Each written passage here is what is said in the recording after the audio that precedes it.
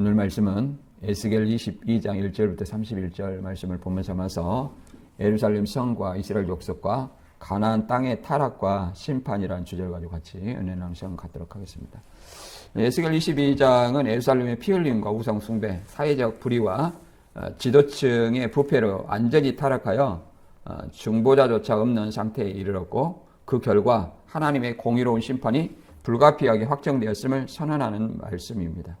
그래서 이 역사적 배경은 BC 591년경에 이제 남유다 멸망 5년 전 시드기야, 그러니까 멸망 5년 전이라는 것은 BC 586년 5년 전이죠. 그래서 이 시드기야 왕의 왕이 통치하던 시대입니다. 그 시드기야 왕이 바벨론과 한 언약을 배반하고 애굽과 동맹을 맺어 이제 언약을 파기해서 바벨론에게 멸망당하는 그런 예언입니다. 물론 1차, 2차 포로가 됐죠. 그래서 이제 포로지에서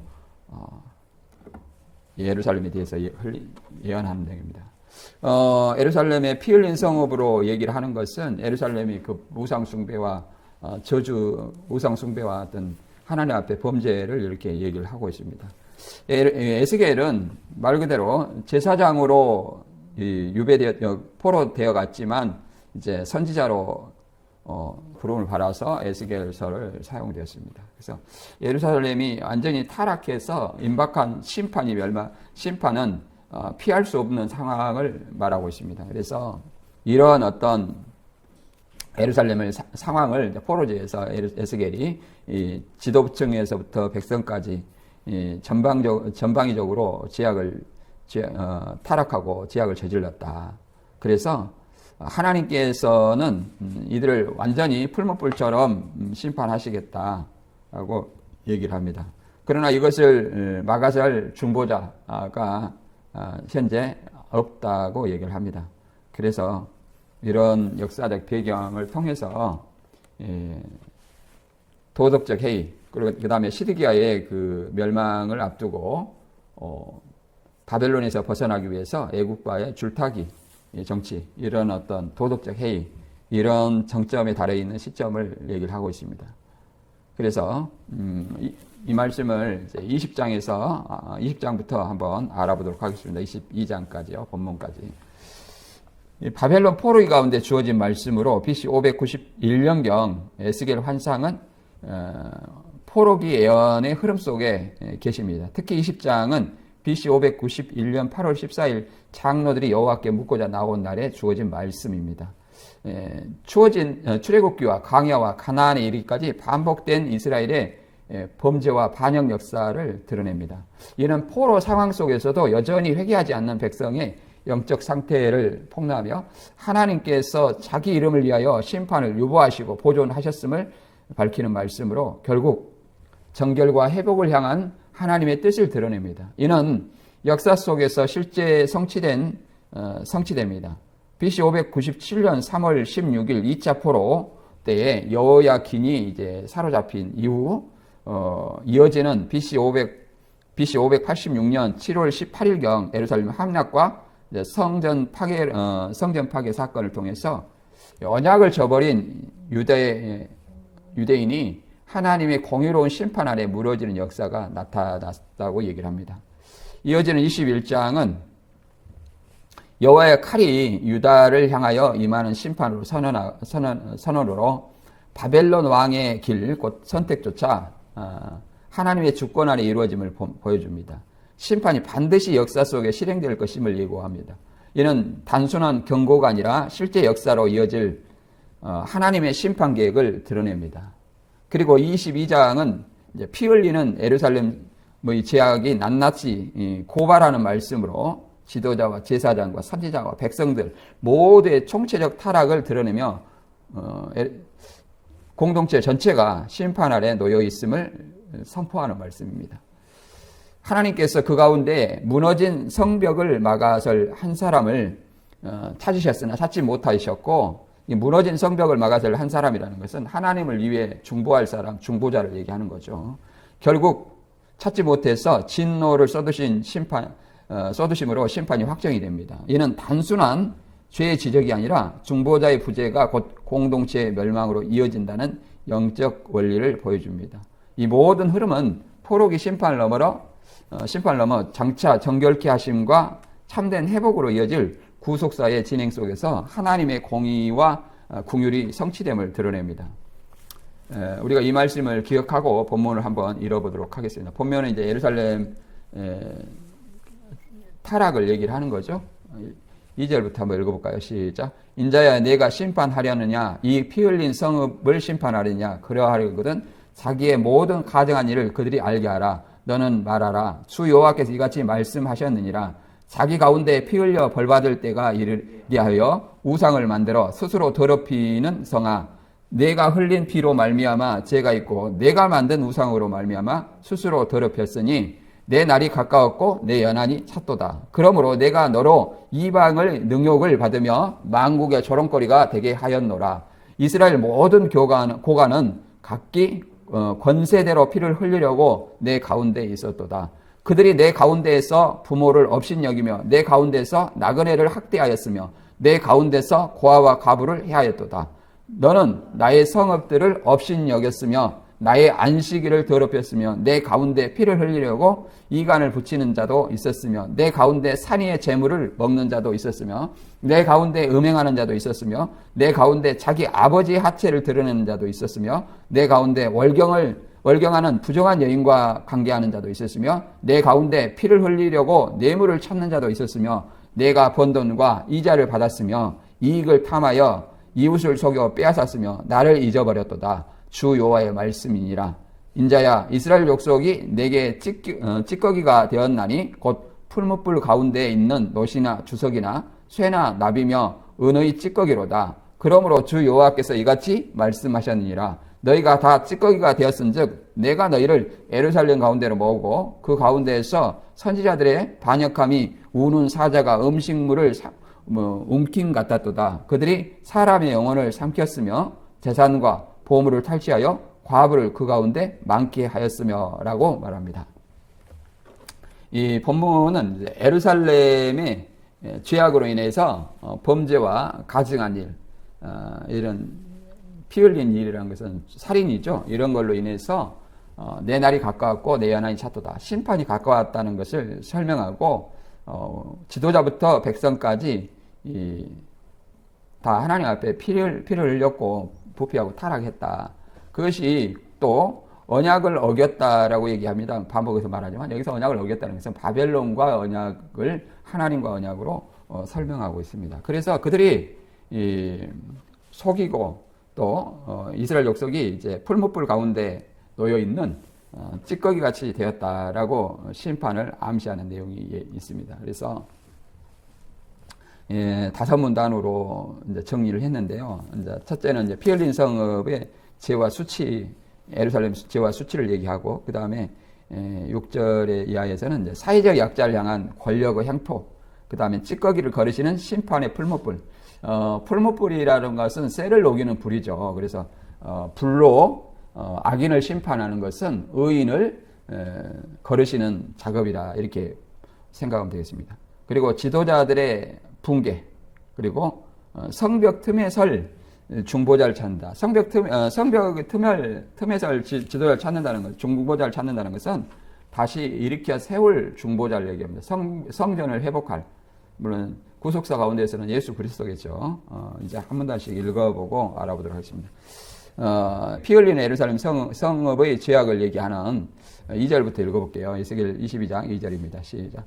인자야 내가 심판하려느냐 이 피 흘린 성읍을 심판하려느냐 그리하려거든 자기의 모든 가정한 일을 그들이 알게 하라. 너는 말하라. 주 여호와께서 이같이 말씀하셨느니라. 자기 가운데 피 흘려 벌받을 때가 이르게 하여며 우상을 만들어 스스로 더럽히는 성아 내가 흘린 피로 말미암아 죄가 있고 내가 만든 우상으로 말미암아 스스로 더럽혔으니 내 날이 가까웠고 내 연한이 찼도다. 그러므로 내가 너로 이방의 능욕을 받으며 만국의 조롱거리가 되게 하였노라. 내 이름이 더럽고 어지러움이 많은 자여 가까운 자나 먼 자나 너를 조롱하리라 라고 말합니다. 그래서 이 말씀은 예루살렘을 한마디로 피 흘리는 성읍이다, 죽이는 성이다 라고 얘기합니다. 피 흘리는 건 죽이는 걸 얘기하는 거죠. 이는 단순한 폭력의 문제가 아니라 언약 백성으로서 정체성을 상실한 결과입니다. 하나님은 선지자에게 그 성의 가증한 일을 드러내라고 명하시는 거죠. 에스겔 선지자에게. 우상 숭배와 살인을 동시에 언급하며, 이게 우상 숭배와 살인은 십계명의 큰 두 축입니다. 하나님 사랑과 이웃 사랑의 붕괴를 얘기하는 거죠. 그 결과 그들은 스스로 심판의 날을 재촉하였고 열방 가운데 수치와 조롱거리가 된다고 얘기합니다. 심판은 갑자기 외부에서 오는 재앙이 아니라 내부의 죄가 축적되어 터진 하나님의 결과다라고 얘기합니다. 여기서 이제 피 흘린 성읍은 이제 예루살렘이 이제 심판을 부르고 있다는 것을 단적으로 나타내고 있죠. 그래서 생명을 경시하고 하나님을 모독하는 예루살렘을 기소하는 어떤 내용이죠. 이와 같은 내용은 구약에도 범죄한 어떤 백성이 죄악으로 인해서 멸망당하는 것을 우리가 많이 찾아볼 수 있습니다. 이사야 1장 6절에는 이렇게 말합니다. 너는 자신을 씻어 깨끗이 하고 내 하나님 내 앞에서 너희 악을 버리고 죄된 생활을 청산하라. 선하게 사는 법을 배우고 정의를 추구하며 학대받는 자를 도와주고 고아를 보호하고 과부를 위해 변호하라 라고 얘기합니다. 자신의 죄를 씻어 깨끗이 하고, 그러니까 자신의 스스로 예루살렘 백성들이 스스로 자신을 깨끗이 하고, 뭐에서? 죄에서, 우상 숭배에서 깨끗이 하고, 악을 버리고 죄된 생활을 청소해서 악을 버리고 이런 어떤 피 흘리는 폭력행위, 이런 어떤 것들을 죄악을 버리라고 얘기를 합니다. 그리고 어떻게 하나님 앞에서 선하게 사는 법을 배우고 실천하라고 얘기합니다. 그 중에 이제 특히 고아와 과부를 얘기하는데 왜 고아를 보호하고 과부를 위해 변호하라고 얘기하냐면 고대 근동 당시에 고아와 과부는 굉장히 어려운 처지입니다. 고아는 부모님이 다 돌아가서 생계를 유지할 수 없습니다. 그 당시에는 남성 중심 사회였고 남편이 죽으면 과부가 굉장히 힘든 어렵게 살아가게 됩니다. 우리가 성경에서 과부의 두렵더니 나오듯이 과부의 두렵더니 생활비 전부라 하듯이 굉장히 어려운 어떤 형편에 있는 사람을 얘기합니다. 창세기 9장 6절에도 이렇게 항상 본문에 나온 것처럼 피를 흘리면 반드시 피를 흘리게 된다. 남을 죽이면 반드시 자기도 죽임을 당한다는 이 하나님의 심판의 원칙을 얘기를 합니다. 창세기 9장 6절에 다른 사람의 피를 흘리면 그 사람도 피를 흘릴 것이니 이는 하나님이 자기 형상대로 사람을 지었습니다 라고 얘기합니다. 하나님이 형상대로 지은 피조물을 같은 피조물끼리 죽이면 그 사람도 그 죄악으로 인해서 반드시 죽임을 당한다라고 얘기합니다. 그래서 이 왕하 24장 3절에 보면 유다의 이렇게 얘기합니다. 유다의 죄악을 이렇게 설명합니다. 이 일에 유다의 임함은 곧 여호와의 말씀대로 그들이 자기 앞에서 물리치고자 하심이니 이는 므낫세의 모든 죄 때문이며 그가 무죄한 자의 피를 흘려 그의 피가 예루살렘에 가득하게 하였습니다. 여호와께서 사시기를 즐기하지 아니하시느니라라고 얘기합니다. 이 므낫세의 범죄를 이렇게 적나라하게 얘기를 합니다. 유다의 므낫세는 무죄한 자의 피를 흘려 그 피가 예루살렘에 가득하게 했다라고 얘기를 합니다. 그래서 이와 같이 이런 어떤 유다의 예루살렘에 므낫세와 같은 범죄를 저지른 어떤 이런 지도자들 때문에 결국은 심판이 임하게 된다라고 얘기합니다. 신약에서는 피를 흘리는 것은 이제 결국은 그들은 심판을 받겠지만 마태 23장 30절에는 이렇게 얘기합니다. 예루살렘에 내가 예언자들을 죽이고 하나님의 보내신 사람들을 돌로 치는구나. 암탉이 병아리를 날개 아래 품듯 내가 내 자녀를 모으려고 한 절이 몇 번이냐. 그러나 너희가 원치 아니하도다. 누가복음 13장에서는 이렇게 선지자들이 자기 고향에서 죽임을 당한다라고 얘기를 하는 겁니다. 여기서도 마찬가지로 예루살렘이 예언자들, 선지자들을 돌로 쳐서 죽인다라고 얘기를 합니다. 다른 사람 죽이는 것이 아니에요. 그들은 하나님을 믿는다 하면서 심판받을 재앙을 가져오는 거죠. 대표적으로 이제 스데반도 사도행전 7장에 이제 스데반의 설교를 들은 유대인들이 말 그대로 마음에 찔려서 돌로 쳐 죽였죠. 7장 50절에 이렇게 얘기를 합니다. 여러분의 조상들이 핍박하지 않은 예언자가 있으면 한 사람이라도 말해보십시오. 그들은 의로우신 분이 오실 것을 예언한 사람들을 죽였고 이제 여러분은 그 의로우신 분을 배신하고 죽였습니다. 이렇게 선지자들 계속해서 죽여왔다. 그리고 이제 그 선지자가 예언한 누구도 예수 그리스도도 죽였다라고 얘기를 합니다. 그리고 이 말에 마음에 찔려서 이제 죽인 것이죠. 그래서 이런 어떤 피 흘린 자는 반드시 심판의 형벌을 받게 된다는 것을 본문은 말하고 있습니다. 그 다음에 두 번째는 6절에서 12절을 같이 읽어보겠습니다. 사회 전반에 이제 타락과 죄악의 실상을 낱낱이 얘기하고 있습니다. 시작. 이스라엘 모든 고관은 각기 권세대로 피를 흘리려고 내 가운데 있었도다. 그들이 내 가운데에 부모를 업신여겼으며 내 가운데에서 나그네를 학대하였으며 내 가운데에서 고아와 가부를 해하였도다. 내 가운데에 피를 흘리려고 이간을 붙이는 자도 있었으며 내 가운데 산위에서 재물을 먹는 자도 있었으며 내 가운데 음행하는 자도 있었으며 내 가운데 자기 아버지 하체를 드러내는 자도 있었으며 내 가운데 얼경하는 부정한 여인과 관계하는 자도 있었으며 내 가운데 피를 흘리려고 뇌물을 받는 자도 있었으며 내가 변동과 이자를 받았으며 이익을 탐하여 이웃을 속여 빼앗았으며 나를 잊어버렸도다. 주 여호와의 말씀이라. 이렇게 하나님이 하지 말라는 어떤 모든 일을 지금 이스라엘 백성이 하고 있는 것을 얘기를 합니다.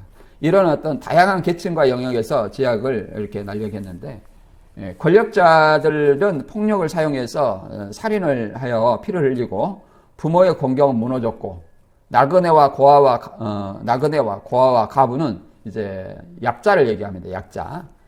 오늘날의 영적인 약자, 신앙의 약자를 얘기하겠죠. 이 고아와 가부와 나그네가 억압받고 또한 음행과 근친상간 등 성적 타락이 만연하고 있습니다. 더 나아가 뇌물과 이익을 위해 무고한 피를 흘리는 도덕적 해이가 나타나고 있습니다. 이는 개인적 일탈이 아니라 사회 구조 자체가 죄에 물든 상태를 보여주고 있습니다. 하나님을 섬기지 아니하고 마음의 우상을 섬기는 이런 예루살렘은 도덕 자체가 무너진 상태를 나타내고 있습니다.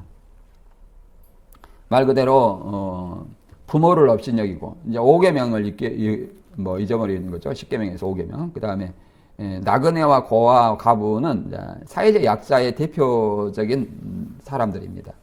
그 다음에 성적 순결, 근친상간, 이건 도덕적 문란이죠. 그 다음에 뇌물을 받고 고리대금으로 이웃을 갈취하는 어떤 이런 것은 경제적 불의를 얘기를 하는 거죠. 이런 상태가 이제 성경에는 많이 기재되고 있습니다. 물론 출애굽기에서는 이미 이걸 얘기를 했습니다. 22장 21절 2절에 보면 너희는 외국인을 학대하거나 못살게 굴지 말아라. 이집트에서는 외국인이었다. 너희는 과부와 고아를 괴롭히지 말아라. 이렇게 합니다. 너희도 이집트에서 종살이하는 나그네였다. 외국인이었다라고 얘기합니다. 그래서 외국인을 학대하거나 못살게 굴지 말아라라고 얘기합니다. 그래서 나그네, 과부, 고아가 굉장히 약자였다는 것을 얘기를 합니다. 그리고 성범죄는 이제 암논이 누이 다말을 범하는 죄가 사무엘하 13장 12절 이하에도 나옵니다. 다윗의 아들이죠. 예. 그러자 다말이 거절하여 말하였다. 오빠 이게 무슨 짓이에요? 제발 이러지 마세요. 이런 일은 이스라엘에 있을 수 없는 일이에요. 내가 수치를 당한다면 어떻게 머리를 들고 다닐 수 있겠어요? 이러시면 오빠도 이스라엘에서 가장 어리석은 사람이 될 거예요. 나를 그렇게도 사랑한다면 아버지에게 말씀드리세요. 아버지께서 내가 오빠와 결혼하는 것을 말리지 않으실 거예요. 이렇게 암논이 다말의 누이 다말을 이렇게 강제로 성적 범죄를 저질러 놨던 이런 사례가 있습니다. 결국은 이제 암논도 죽임을 당했죠. 또 재물 같은 것도 마찬가지입니다. 물론 뇌물을 받고 고리대금을 하는 이후 토세 간다고 그랬는데 이것에도 뇌물을 받는 경제적인 어떤 이유, 세상에 돈만 탐하는 것을 얘기를 합니다. 야고보서 5장 3절 이하에도 얘기를 합니다. 금과 은이 녹슬었으니 그 녹이 여러분에게 증거가 되며 불같이 여러분을 살을 먹을 것입니다. 여러분은 세상의 마지막 때의 재물을 쌓아두었습니다. 여러분이 일꾼들에게 주지 않는 품삯이 소리치고 있으며 추수한 일꾼들이 부르짖는 소리를 전능하신 주 하나님이 들으셨습니다. 라고 얘기합니다. 말세의 재물을 쌓았다. 이게 하나님의 재물을 쌓은 것이 아니라 세상 재물을 쌓았다는 거죠. 세상 재물이라는 것은 만몬이라고 얘기하는 거죠. 이런 어떤 것을 쌓았다라고 얘기합니다.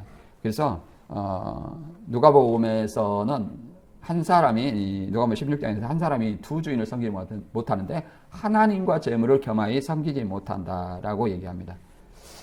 또 십계명을 어기는 것이 있냐면 내 부모를 공경하라 이런 어떤 것이 마가복음 7장 10절 이하에 나와 있는데 내 부모를 공경하라 했지만 부모를 공경하는 것은 어떤 것이냐 헌물을 들여서 부모의 생활비를 보존했던 것 같아요. 그러나 부모의 생활비를 드리기를 예물을 드리기를 거절하고 하나님께 드렸다 이렇게 고르반 이렇게 하면 부모에게 자녀의 어떤 부양 의무를 안 해도 된다 이렇게 그 사람의 계명으로 이렇게 얘기를 했다는 거예요. 이것이 곧 초림 때 유대인의 그 십계명을 어긴 죄악입니다. 이것은 외식하는 자라고 얘기하는 거죠. 그러나 우리는 이런 어떤 외식하는 자, 외식하는 어떤 범죄, 이런 하나님 앞에서 진짜 십계명에 나타난 여러 가지 어떤 도덕적 해이나 이런 어떤 범죄, 이런 것들이 하나님이 미워하시고 싫어하신다는 사실을 우리는 알아야 될 것입니다.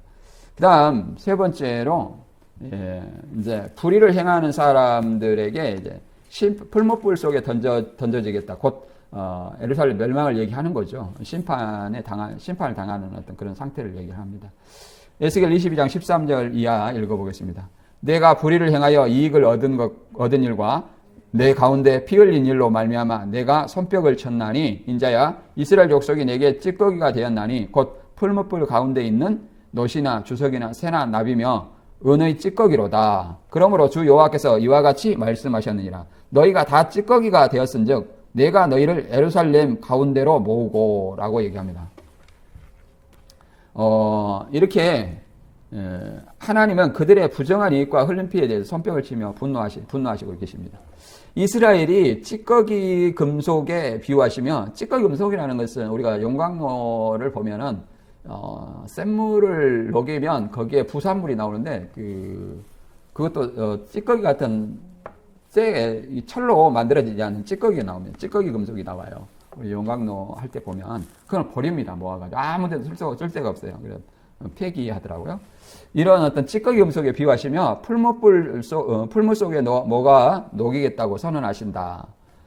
정결케 하는 목적 이전에 심판이 말 그대로 은과 놋과 철, 납, 주석이 모두 불 속에 녹듯이 본래 형체를 그러니까 은, 놋, 철, 납, 주석이 불 속에 풀무불에 넣으면 본래의 형체를 잃어버리죠.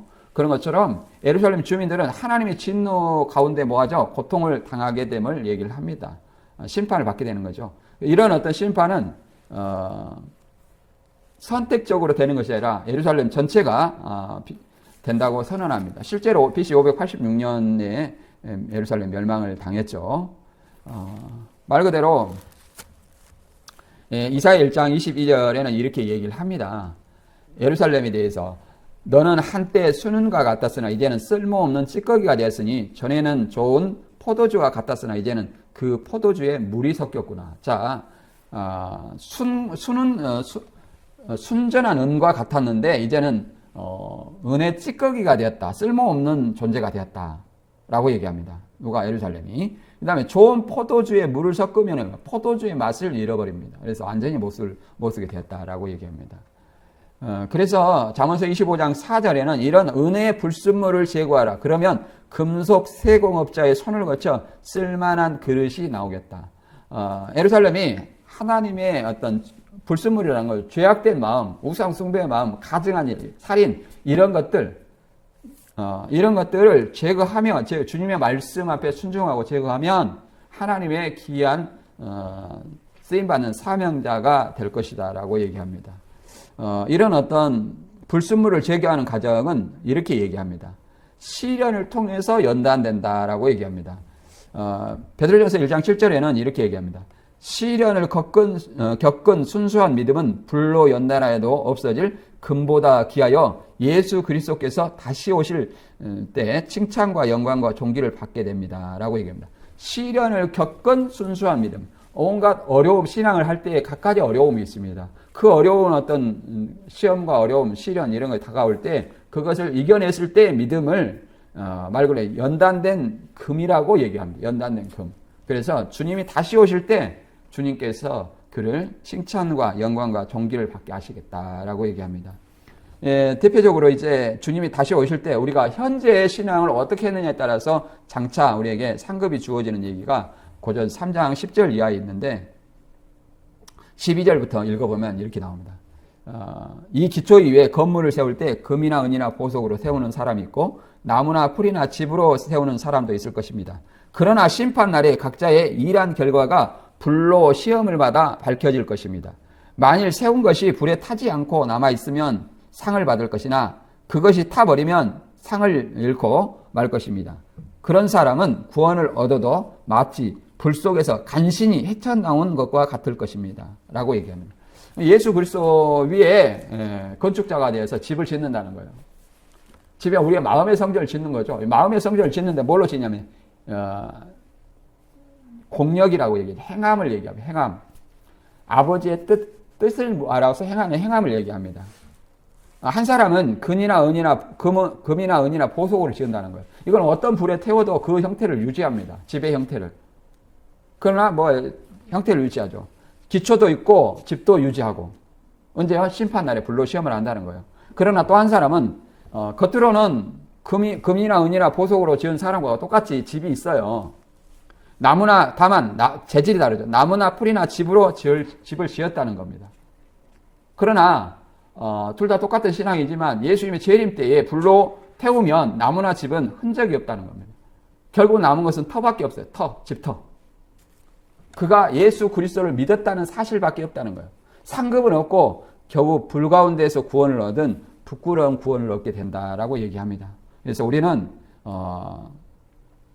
내 마음에 불순물을 제거하고 연단된 금처럼 오직 주님의 재림하실 때에 자랑할 것이 있는 사람이 되어야 될 줄로 믿습니다.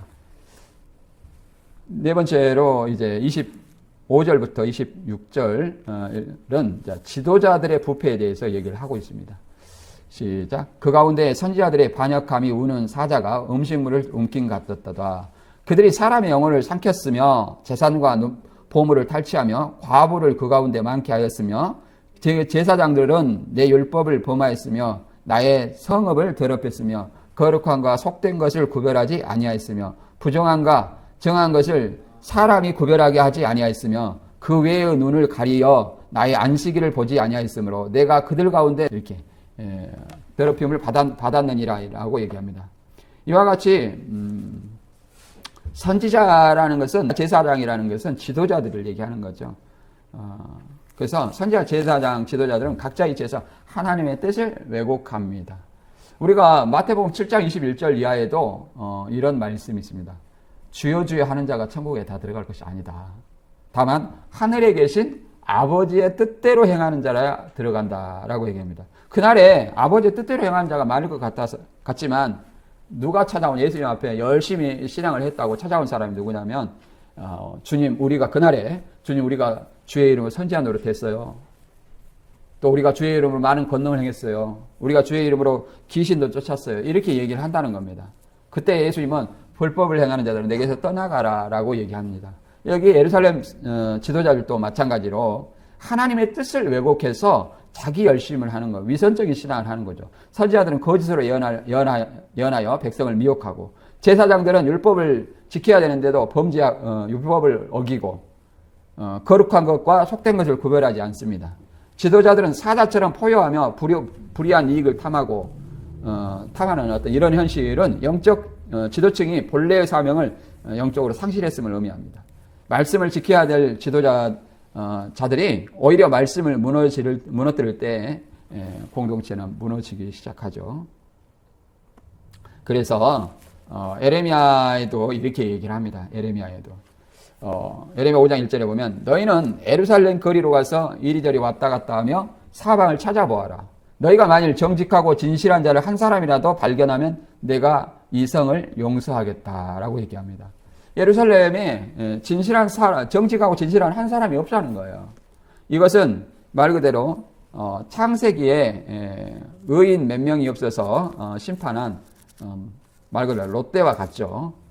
제사법의 가장 규정도 마찬가지입니다. 제사법의 가장 규정도. 엘리의 아들들의 홈리와 비느하스가 제사장인데 이렇게 합니다. 사무엘상 2장 17절에는 엘리의 아들들이 짓는 이 죄가 여호와 보시기에 매우 컸던 것은 그들이 여호와께 드리는 백성의 제사를 멸시했기 때문이었다. 엘리의 아들들은 누굽니까? 홈리와 비느하스예요. 13절과 14절에 보면 그들이 어떤 죄를 지었냐면 제사법에 관한 규정도 무시하였다. 사람들이 제사를 드리고 고기를 삶으면 그들은 하인을 보내 세 발 달린 갈고리로 고기 삶는 숯이나 남비나 가마에 마구 찔러 넣어 갈고리에 걸려 나오는 것은 무엇이든지 가져오게 하였다. 그들은 실로에 제사 드리러 오는 모든 이스라엘 사람들에게 이러한 무례한 짓을 하였다라고 얘기합니다. 하나님의 재물을 이렇게 갈취를 했다는 거죠. 그래서 결국은 엘리 아들 홈리와 비느하스가 심판을 받는 거죠. 이와 같이 자신이 제사장이라고 자만해서 아무렇게 행한다면 결국은 그 앞에 심판이 놓여 있을 수밖에 없다라고 얘기합니다. 우리가 그잖아요. 우리가 어떤 사람이 잘못을 했으면 그 사람을 그잖아요. 온유한 마음으로 바로잡아자고 그걸 통해서 자신을 바라보라고 얘기합니다. 갈라디 6장 1절에 이렇게 하죠. 어떤 사람이 잘못을 범했다면 성령님을 따라 사는 여러분은 온유한 마음으로 그러한 사람을 바로잡아 주십시오. 그리고 여러분 자신도 그런 시험을 받지 않도록 주의하십시오 라고 얘기합니다. 이와 같이 하나님 앞에 범죄하는 이런 어떤 예루살렘 지도자, 그리고 오늘날에 우리 앞에 지금 형제의 잘못 이런 것들이 나왔을 때 우리는 어떻게 대해야 되는지 분별력을 가지고 영혼을 살리는 자인지 아니면 죽이는 자인지 잘 우리 자신을 돌아봐야 할 것입니다. 마지막으로 이제 중보자의 부재로 인해 확정된 심판에 대해서 30절과 31절에 읽어보겠습니다.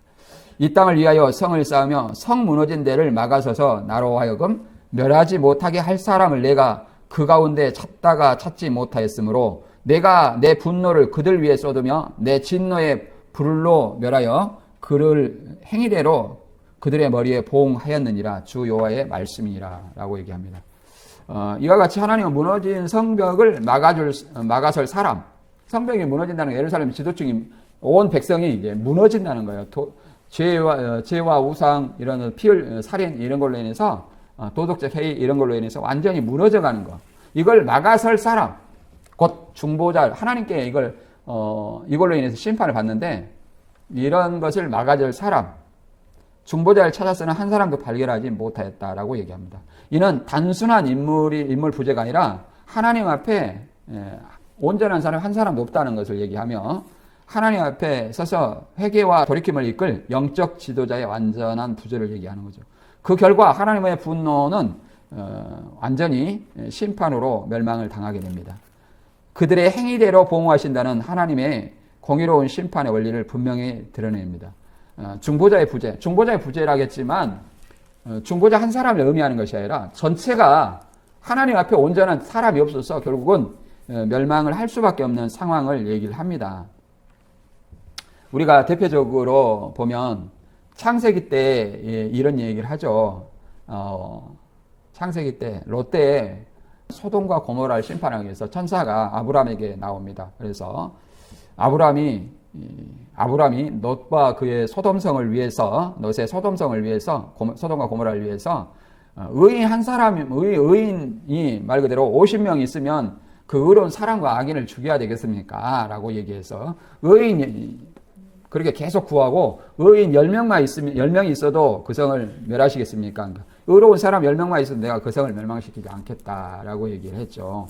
그리고 이와 같이 창세기 18장에 롯이 거하는 소돔과 고모라 성을 심판할 때에 하나님께서는 선지자에게 이렇게 미리 알려주십니다. 이것이 호세아 12장 10절에 내가 여러 선지자에게 말하였고 그들에게 많은 환상을 보여줬으며 예언자들을 통하여 많은 비유를 말하였다. 이것은 많은 환상으로서 미리 될 일을 보여줬다는 걸 얘기합니다.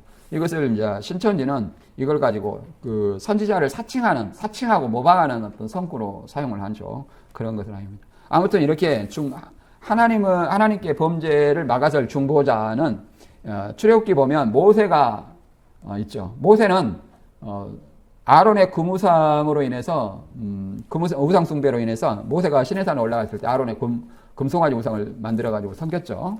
그랬을 때 어떻게 했냐면 오히려 나를 주의 책에서 지워버리십시오라고 기도를 했습니다. 출애굽기 32장 31절에 보면 이렇게 말합니다. 모세는 여호와께 다시 간청하였다. 이 백성이 정말 큰 죄를 지었습니다. 그들이 자기를 위해서 금으로 신을 만들었습니다. 그러나 이제 그들의 죄를 용서해 주소서. 그렇게 하지 않으시려거든 주께서 기록하신 주의 책에서 내 이름을 지워버리소서라고 얘기합니다. 주의 책은 언약 백성이 기록된 생명책을 얘기합니다. 이를 지워버리라는데 이렇게 기도했지만 결국은 우상 숭배하는 사람은 레위 지파가 그날에 3,000명이나 죽었다고 얘기합니다. 그래서 시내산 아래, 사우디아라비아 시내산 아래에 3,000명의 그 금송아지 우상 제단도 그대로 남아 있고요. 3,000명이 죽은 무덤도 그대로 유물로 있습니다. 이것이 이제 성경이 역사적 팩트라는 사실을 얘기를 하고 있습니다. 예수님께서는 중보자의 개념을 우리는 잘 이해를 해야 됩니다. 이걸 잘못 이해를 하면 중보자와 중보 기도를 오해하는 사람이 있어요. 어떤 유식한 척 하려고 하는 사람들이 간혹 도고 기도라고 얘기합니다. 도고 기도. 중보 기도는 예수님만이 할 수 있다 얘기하는데 많은 개혁주의 신학자들이 중보 기도라는 용어를 씁니다. 그래서 그것은 예수님의 중보자의 자리를 차지하려고 하는 것이 아니라 예수님께서 십자가에 돌아가셨고 중보자의 역할을 하셨기 때문에 그 중보자의 이름으로 하나님 아버지께 중보 기도를 하는 거예요. 다른 사람을 대신해서 이걸 중보 기도라고 얘기를 하는 겁니다. 물론 그런 어떤 차이를 우리가 이해를 해야 됩니다. 그래서 이걸 오해하지 않아야 됩니다. 이와 같이 어려운 시대에 다 무너져가는 도덕적 해이, 하나님 앞에 범죄한 이 타락한 시대에 성읍이 무너지는 것을 막아줄 한 사람을 하나님은 찾고 계신다는 사실을 알아야 됩니다. 우리 참빛교회가 무너진다 할 때에 참빛교회를 세워줄 그 한 사람, 과연 나는 그 한 사람이 될 수 있는가? 우리는 그 한 사람이 되려고 노력해야 됩니다. 그것이 우리의 사명입니다. 하나님께서 나를 찾는 사명. 이사야서는 그럽니다. 내가 누구를 위해 보낼까? 그러니까 주여 나를 보내소서 이렇게 얘기를 하잖아요. 그런 어떤 고백이 우리의 고백이 되어야 될 줄 믿습니다. 오늘 본문 간단히 요약하고 마무리하겠습니다. 22장은 피 흘린 성 예루살렘의 죄악이 낱낱이 드러나는 장면으로 우상 숭배와 불의와 폭력을 심판하는 엄중한 현실을 말합니다. 지도자와 백성 모두가 타락하여 정의와 공의가 무너진 전면적 부패는 언약을 저버린 공동체의 죄가 더 이상 용납될 수 없는 상태에 이르렀음을 보여줍니다. 그러니까 바벨론과 언약을 그 히스기야가 애국과 동맹을 맺음으로 어겼죠. 그리고 그들은 입술로는 하나님을 부르짖지만 마음으로는 우상을 숭배하고 있어요. 그런 어떤 위선적인 어떤 신앙, 그리고 폭력과 살인, 간음, 그 다음에 도덕적 해이, 이런 것들이 완전히 타락해 있는 예루살렘 현실을 보여주고 있습니다. 그래서 하나님께서 무너질 성벽을 막을 한 사람을 찾아도 찾지 못하는 이런 현실을 보여주는 거죠. 한 사람을 찾지 못해서 완전히 심판하시게 된다라고 얘기합니다. 이런 예화가 있습니다. 한 마을에 큰 뚝이 있었지만 작은 균열이 생겼음에도 사람들이 대수롭지 않게 여겼습니다. 시간이 지나면서 그 틈은 점점 커졌고 결국 뚝이 무너지며 마을 전체가 물에 잠기고 말았습니다. 이처럼 죄를 가볍게 여기고 방치하는 삶은 결국 공동체 전체를 무너뜨리는 결과로 이어질 수밖에 없습니다. 하나님께서 무너지기 전에 돌이켜 서기를 원합니다. 그러므로 오늘 우리도 죄를 가볍게 여기지 말고 하나님 앞에 철저히 회개하며 하나님의 공의와 진리에 따라 삶으로 순종하는 저와 여러분이 되시기를 주님의 이름으로 축원합니다.